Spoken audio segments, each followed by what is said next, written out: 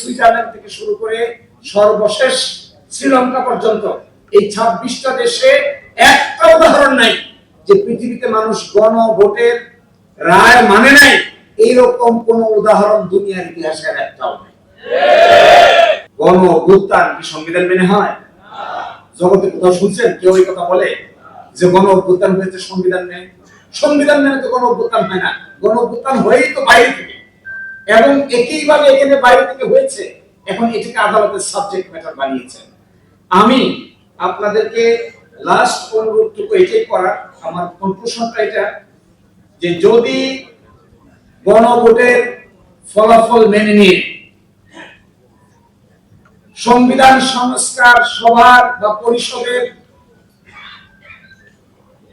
অধিবেশন ডাকা না হয় এবং সংস্কার থেকে সরে যাওয়া হয়, সংবিধান সংস্কার সভার অধিবেশন চলার কথা 180 দিন, 180 দিন পরে এটা বিলুপ্ত হয়ে যাওয়ার কথা, তারপরে 180 দিনের পরে আর 30 দিন পরে উচ্চকক্ষ হয়ে যাওয়ার কথা, পার্লামেন্ট ভেঙে দুই টুকরা হয়ে যাওয়ার কথা, একদিকে নিম্নকক্ষ একদিকে উচ্চকক্ষ গঠিত হওয়ার কথা 100 জনকে নিয়ে।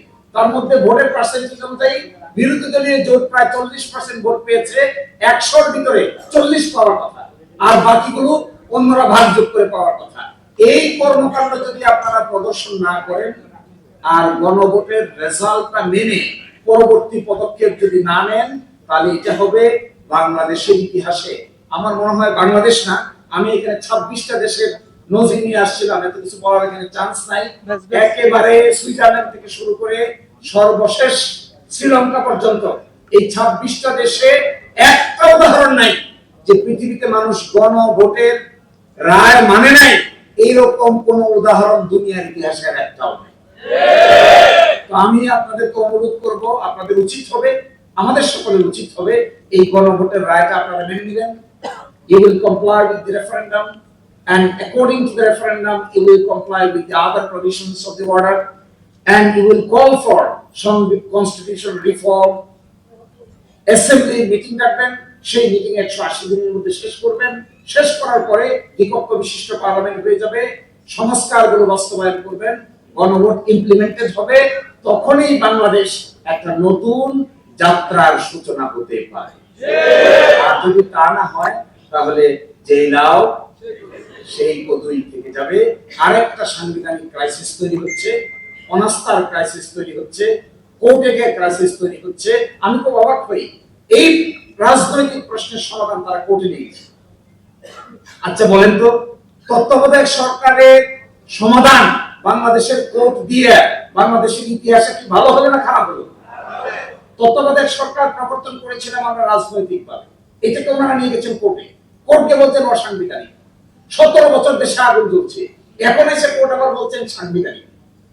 তো এখন সাংবিধানিক হিসেবে আবার তত্ত্বাবধায়ক সরকার জাতির জীবন থেকে চলে গেছে 17 years.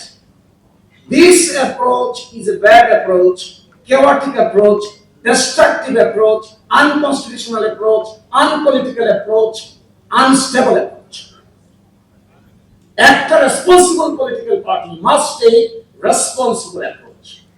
Responsible approach যদি না হয়, আপনি গণভোট চাইলেন, গণভোটের পক্ষে আপনি প্রচারণা চালালেন, আইন হলো, সকলেই পার্টিসিপেট করলাম, এখন বলেন জনগণ না বুঝে নাকি ভোট দিয়ে দিয়েছে। আর কি সেই একটা লজ্জার একটা সীমা থাকা দরকার, এবং লজ্জা হলো ইমানের, এটা যাদের থাকবে না এদেরকে আমার সিনিয়র ব্যারিস্টার আব্দুল রাজাক সাহেব বলতেন, there are some missiles which are unguided missiles.